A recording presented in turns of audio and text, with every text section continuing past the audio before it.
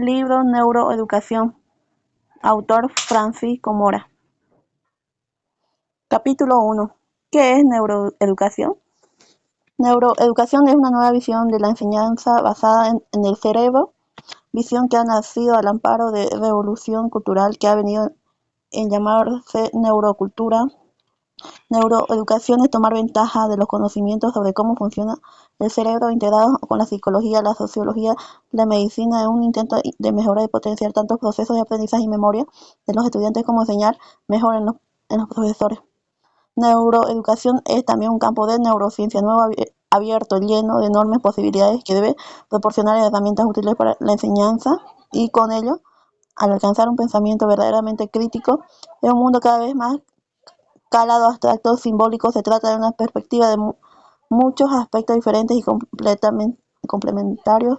Neuroeducación significa evaluar y mejorar la preparación del que enseña, maestro, y ayudar y facilitar el proceso de quien aprende la individualidad a cualquier edad. En parte, el nacimiento de la neuroeducación está en la propia comunidad de docentes. Los maestros desde hace mucho tiempo comparten la esperanza de encontrar nuevos medios educativos basados en hechos científicos y en la neurociencia particular, y aún maestros o profesores reconocidos como buenos maestros o buenos profesores por los resultados que obtienen con alumnos admiten y afirman que sería muy positivo para ellos y que mejoraría sus capacidades docentes si se les proveyese de un mejor conocimiento de los últimos hallazgos científicos sobre la emoción, la atención, la memoria. La neuroeducación puede ayudar en el proceso de potenciar la creatividad o el aprendizaje de ciertas disciplinas específicas. Por ejemplo, en las matemáticas, a partir de conocer que hay dos vías cerebrales diferentes por las que se alcanzan esos procesos y la potenciación de unas u otras atenciones para enseñar específicas. Después de conocer que el proceso atencional no es un fenómeno neuronal único en el cerebro y que existen mecanismos cerebrales que sustentan procesos atencionales diferentes según a qué se aplique la atención y al igual para la memoria y otros muchos procesos relevantes para el aprendizaje. La neuroeducación además comienza a poner en perspectiva y reforzar la existencia en medio social de la familia y la propia cultura como determinantes de la capacidad de aprender en los niños, además de reconocer la variabilidad de sus capacidades durante ese aprendizaje. Se debe en parte no solo a los constituyentes genéticos de cada individuo, sino también a los cambios que desde el mismo nacimiento produce el medio ambiente en el cerebro. Valga como ejemplo entre los números factores ya conocidos, el efecto del tabaco sobre el recién nacido, tanto si la madre es fumadora activa o solo lo es en torno de la familia, y que expresa en peores respuestas de los niños estímulos sensoriales o capacidad de atención disminuida cuando se le compara con otros niños que no han vivido en ese entorno. Sin duda que esto ya es condicionante las capacidades cerebrales de estos niños en los primeros años de aprendizaje en el colegio. La neuroeducación incluye entre sus sometidos a detectar procesos psicológicos o cerebrales que pueden interferir con el aprendizaje y la memoria y la misma educación. La neuroeducación está en las primeras andaduras de un largo camino que recorrerá paralelo en su trayecto.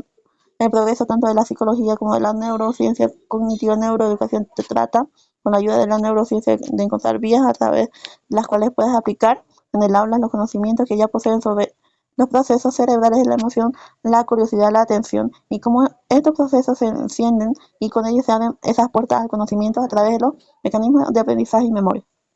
Y de estos conocimientos toca sacar provecho e intentar aplicarlos a los alumnos y los mismos maestros y profesores, pues está claro que para que un alumno preste atención en clase no vale exigirle sin más que lo haga. Esto sirve de bien poco, sobre todo si el profesor es aburrido y aún con un profesor activo y un tema de que pudiera ser interesante, hay que encender primero la emoción. Todo esto debe llevar a crear métodos y recursos capaces de evocar la curiosidad de los alumnos por aquello que se les explica. Métodos aplicados a cada edad del niño primero y después en la pubertad y la adolescencia y el periodo universitario, además adecuados a su propia individualidad y a las materias que enseñan. Métodos siempre adaptados a la alegría del despertar, al placer y nunca al castigo. Hoy ya sabemos que la letra con sangre no entra. El castigo, el dolor como estímulo para aprender, es un método primitivo consustancial con la supervivencia en otros tiempos duros de la humanidad. Sobrevivir durante millones de años ha significado aprender con dureza, con dolor y con el guardar profundo recuerdo de todo aquello que hirió o hizo daño y no volver a repetirlo. El no aprender, persistencia en el error, costaba la vida. Como Contrariamente, también lo era, por supuesto, el esfuerzo y el placer como sustrato tan fuerte como el primero, pero mantener la vida. Pero lo cierto es que en la actualidad, con el aprendizaje en los colegios, nadie se juega la vida. Por eso, por eso hoy solo se debe y se puede enseñar a través de la alegría, porque conocemos bien los sustentos cerebrales de estos procesos. Neuroeducación no es solo llevar a todas las instituciones que imparten docencia los logros alcanzados principalmente por la neurociencia cognitiva en particular, sino conseguir la mentalización de los profesores en cuanto a conocer cómo funciona el cerebro, está lleno de los conocimientos que ayuda a enseñar a aprender mejor, sobre todo en los niños. Solo la idea y la irresponsabilidad puesta en la cabeza del maestro de lo que enseña, si tiene la capacidad de cambiar los cerebros de los niños en su física y química y su anatomía y su fisiología, haciendo crecer su sinapsis o eliminando otras y conformando circuitos neuronales cuya función se expresa en la conducta, cambia ya la propia percepción que el maestro tiene de la enseñanza. Con estas nuevas ideas, el docente experimenta un cambio a su vez en su propio cerebro que le lleva a ser consciente de lo que le enseña. Es algo más profundo que los propios conocimientos que transmite. Así pues, conocer que los cambios sinápticos del cerebro son resultados de la enseñanza que reciben los alumnos puede ya transformar la actitud de muchos maestros y producir en ellos un tono diferente emocional y cognitivo, la forma en que pueden ver la enseñanza. Todo esto implica un cambio importante, pues requerirá la información nuevo de los enseñantes y rellenar ese espacio que separa los conocimientos del cerebro con la educación y la enseñanza con programas